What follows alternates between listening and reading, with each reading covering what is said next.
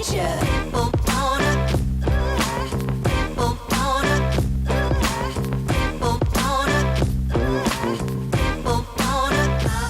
hello and welcome to the Finding Traction video course. This is actually the second edition, and we are taking a holistic and really a multi-pronged approach as we help guys move away from porn and towards a better life, the relationships in the life they most desire and dream about. Today, lesson 1 is called Houston, We Have a Problem. Now, I don't know how old you are. I don't know if you've seen the great movie Apollo 13. That's with a young Tom Hanks, Ed Harris, Kevin Bacon. But in that movie, that's where that line came from. Houston, we have a problem. So take a quick look at this video clip. Give your oxygen tanks a stir.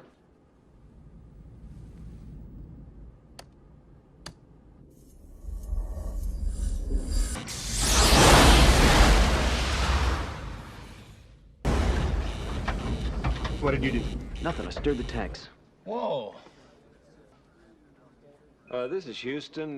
Say again, please. Houston, we have a problem.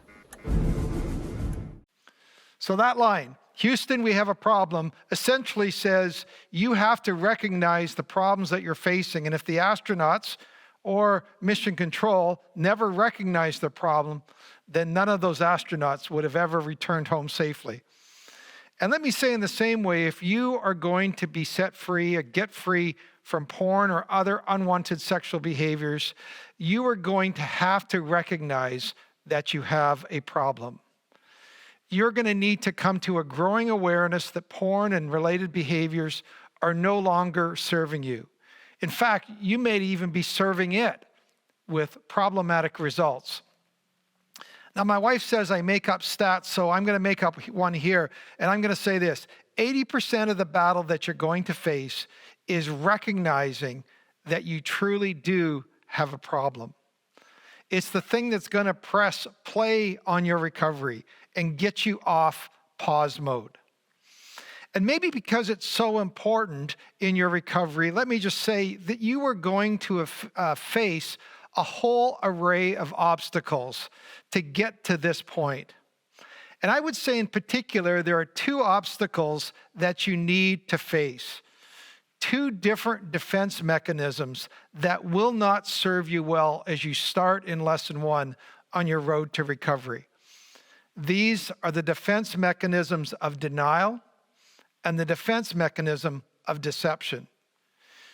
You see, denial is all about lying to yourself, while deception is about lying to others. So let's start with this whole idea of denial. Denial is anything that keeps you from squarely facing the truth in your life. Denial is anything that keeps you from truly seeing things as they are.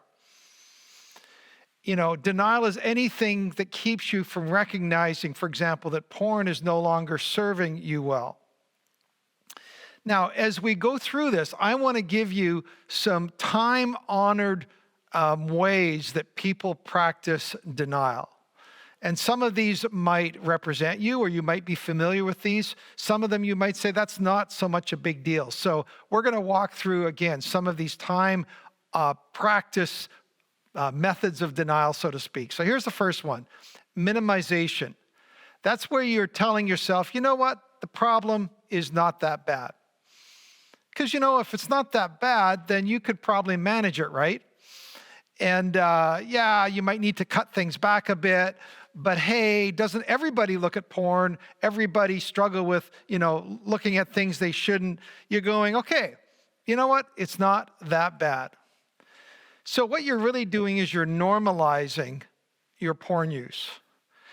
Another example of that is, let me just say, normalizing it is a close cousin of minimizing your struggle. One of the things that I think is really a challenge for guys who wrestle with porn is sometimes the episodic nature of our acting out binges. So let's say we go a few days or a few weeks between acting out. During those times between acting out, we really can convince ourselves, you know what, it's not that bad. It's really not a big deal for me. Of course, until we find ourselves back in the same old behavior. So minimization is denial mechanism number one. Here's a second method we can resort to, and that is comparison. Well, what I'm doing is not nearly as bad as what other people do. I'm only looking at softcore porn. I'm not looking at hardcore porn. I'm only looking at hardcore porn. I'm not acting out.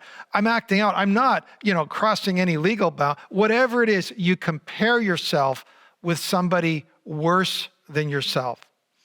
Sometimes we actually don't even need other people to practice comparison. We can say, you know what? I'm actually much better than I used to be. I remember when I was much worse. So we use comparison as a denial mechanism. Here's a third one, justification. This is where we justify our situation because of whatever reason. Hey, I'm single. If I was married, I wouldn't have to deal with this. I have a high testosterone level. I have a tough, stressful job. I'm just a red-blooded, male. What do you expect? Justification, number 3. Number 4, blaming. It's kind of a close cousin to justification, but blaming usually involves where we look around at those closest to us. My boss is really hard on me, or our spouse is, she's the cause. We blame her. If my spouse would lose some weight, if she would be more open to my sexual advances, if she didn't withdraw herself from me, then I wouldn't struggle like I do. It's just naked blaming. Number 5, victim thinking, victimization.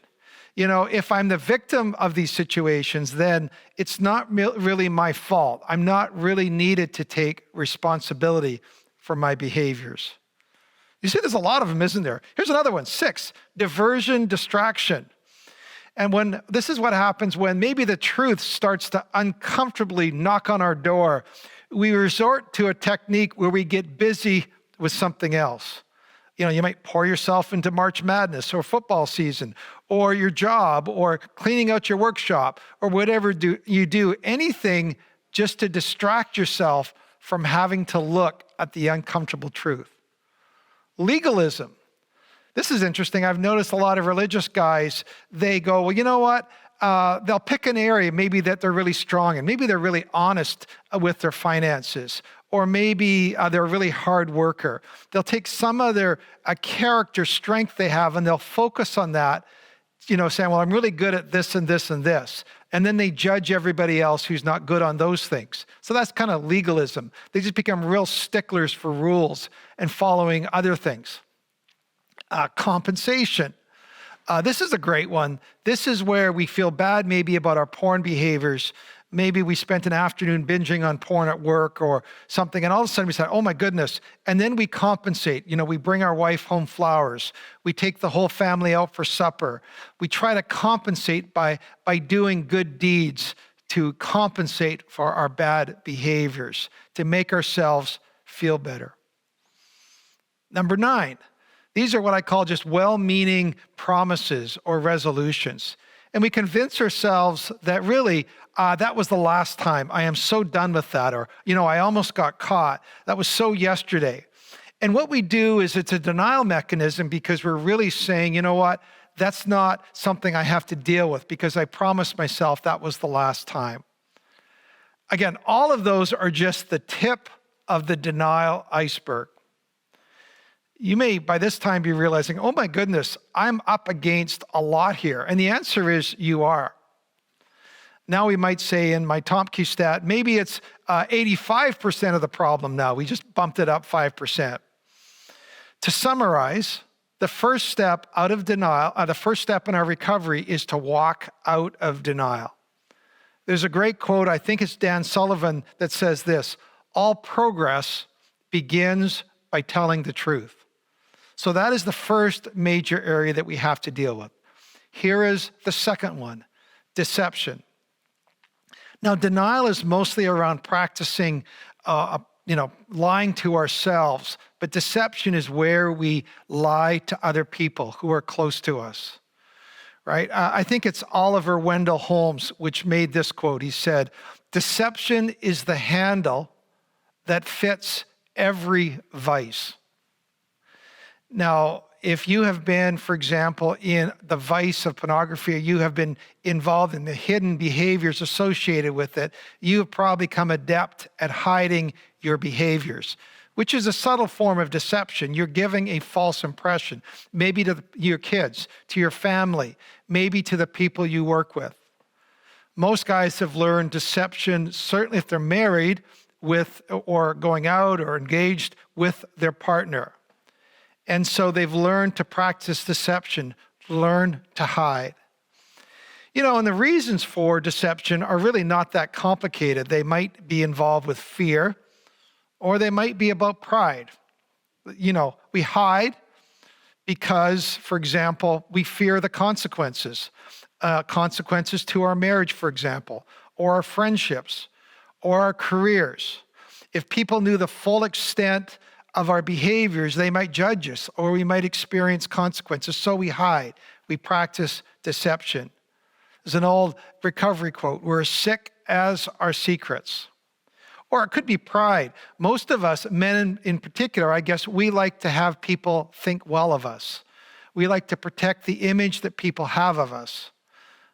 There's a great book, No More Mr. Nice Guy, and Robert Glover says this: many people, for example, who project a nice guy image are usually engaged in projecting a deceptive image of themselves. Find that interesting. Maybe you're a spiritual leader, and this whole idea of pride or fear is a double whammy.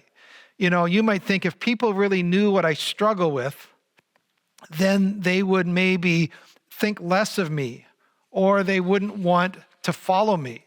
So you see the bind that we get in around deception. Now, I want to give a summary statement that really sums up this entire lesson. It's going to be on your screen, and I have it bolded in your worksheets. Here's what it is. Here is the full truth of the matter.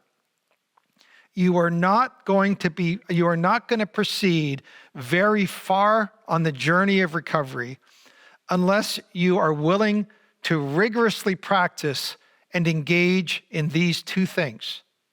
Number one is honesty. Honesty is where you push against or combat the pull that you have towards deception. Whether that's deception or lies you tell to yourself, denial, or the lies or deception you tell to other people. Number one is honesty. The journey of recovery begins with honesty. The second one is humility. Let me just say, your pride will keep you locked on pause, keep you from ever getting started. Now, it's going to take a while to learn this. We got 52 lessons that you're going to get to walk these things out. But what I want to do is I want to turn to some application questions. These are in your worksheet. I'm just going to show them on the screen, and then we're going to give you a chance to work on these questions, and you can either work, in your group, work with another individual, ideally. So here we go. The very first thing I want to talk about is question A, which is all about the fourth step of the 12-step program. And step 4 talks about doing a searching and fearless moral inventory of yourself. Now, I think that's a worthwhile goal. I always wondered, how possible is it to actually do an inventory of yourself? One of the things I think this is where relationships are really important and humility is important, is because we can get perhaps honest feedback from others as to what's going on. For example, if you, so I think self-reflection can be aided by being in a relationship with others. For those of you who are from a faith perspective, you can also rely on God, who basically said he will lead you to walk free of denial. There's this great passage from Psalm 139 where King David wrote this. He said, "Search me, O God, and know my heart. Test me and know my anxious thoughts. See if there is any offensive way in me, and lead me in the way everlasting."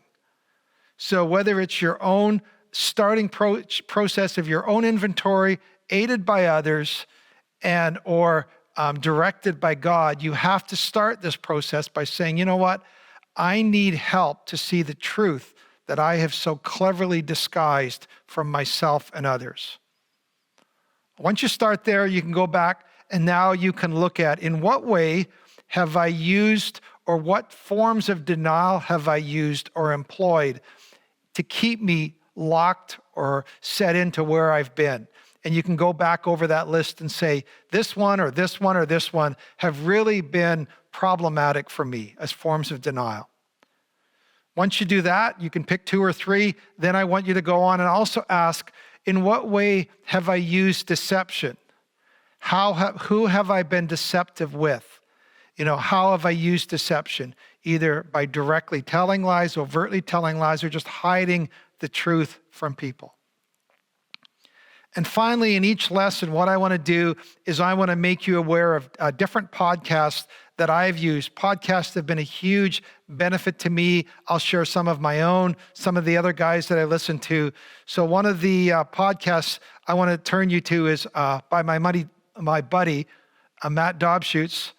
In episode 302, he has a great podcast on Porn Free Radio called Excuses, if you want some further resources there. So welcome aboard. It's great to have you as part of this course. And next lesson, lesson 2, we are going to ask this question: why do I do what I don't want to do? We'll see you next time.